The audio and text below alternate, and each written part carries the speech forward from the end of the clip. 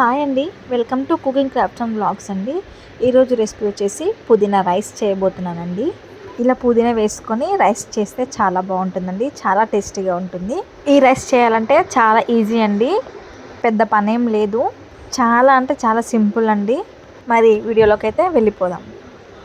ఇక్కడ నేను ముందే బియ్యం కడిగి పెట్టేసుకున్నానండి, అది కొలత నేను చూపిస్తాను. ఇక్కడ ఒక గిన్నె తీసుకున్నానండి, చూసారు కదా. ఇక్కడ వరకు నేను రైస్ అయితే తీసుకొని కడిగి పెట్టుకున్నాను. తర్వాత ఇక్కడ ఒక మిక్సీ జార్లో కొద్దిగా పుదీనా, అలాగే ఒక 10 వరకు వెల్లుల్లి రెబ్బల్ని వేసుకొని పేస్ట్ లాగా దీన్ని గ్రైండ్ చేసుకోవాలి.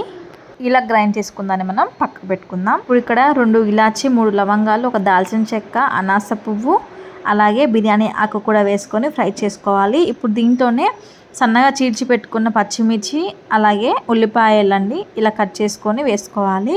ఇప్పుడు వీటిని మనం కొద్దిగా బ్రౌన్ కలర్ వచ్చేంత వరకు ఫ్రై చేసుకోవాలి. ఇలా కొద్దిగా ఫ్రై అయిన తర్వాత పచ్చిమిర్చి పేస్ట్ చేసుకున్నాం కదండి, అది దీంట్లో వేసేసుకోవాలి. వేసుకొని ఇది కూడా కొద్దిసేపు మనం ఫ్రై చేసుకోవాలి. చూసారు కదా, ఇలాగే ఒక 10 నిమిషాల వరకు ఫ్రై చేసుకుంటే సరిపోతుంది. ఇలా ఫ్రై అయిన తర్వాత దీంట్లో కొద్దిగా సాల్ట్ వేసుకోవాలండి. ఇప్పుడే సాల్ట్ వేసేసుకొని ఇలా మొత్తం కూడా ఫ్రై చేసుకోవాలి.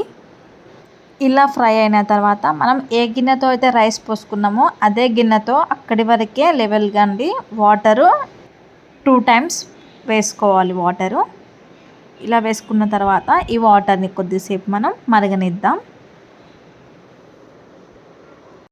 ఇంతేనండి, ఇంకా మూత పెట్టేసి ఒక 10 నిమిషాల వరకు ఈ వాటర్ని మరగనిద్దాం. ఇక్కడ వాటర్ మరిగిన తర్వాత మనం ముందుగా కడిగి పెట్టుకున్న రైస్ ఉంది కదండి, అది దీంట్లో వేసేసుకోవాలి. ఇలా మొత్తం కూడా రైస్ వేసేసుకొని ఒకసారి ఇలా కలుపుకోవాలి. చూసారు కదా, ఇలా కలుపుకొని మరొక 10 నిమిషాల వరకు మనం దీన్ని కుక్ చేసుకుందాం. 10 నిమిషాల తర్వాత ఒకసారి చూసుకుందామండి, రైస్ మనకి ఉడుకుతూ ఉంటుంది. ఇలా ఒకసారి చెక్ చేసుకొని మళ్ళీ ఒకసారి మూత పెట్టేసుకోండి. చూసారు కదా, ఫైనల్గా ఒక 15 మినిట్స్ తర్వాత రైస్ అయితే మనకి కంప్లీట్గా రెడీ అయిపోయింది. రైస్ ఇంకా కలర్ఫుల్గా లేదు, మాకు ఇంకా కలర్ఫుల్గా కావాలి అనుకుంటే పుదీనా ఎక్కువగా వేసుకొని కుక్ చేసుకోండి, అప్పుడు కలర్ఫుల్గా అయితే వస్తుంది. అంతేనండి, పుదీనా రైస్ అయితే ఈజీగా ఎలా తయారు చేసుకోవాలో చూపించాను కదా, మీరు కూడా తప్పకుండా ట్రై చేయండి. అలాగే మన ఛానల్ని సబ్స్క్రైబ్ చేసుకోవడం మాత్రం మర్చిపోకండి. నెక్స్ట్ మీకు ఎలాంటి రెసిపీ కావాలో కూడా కామెంట్ సెక్షన్లో కామెంట్ చేయండి, తప్పకుండా చేసి పెడతాను.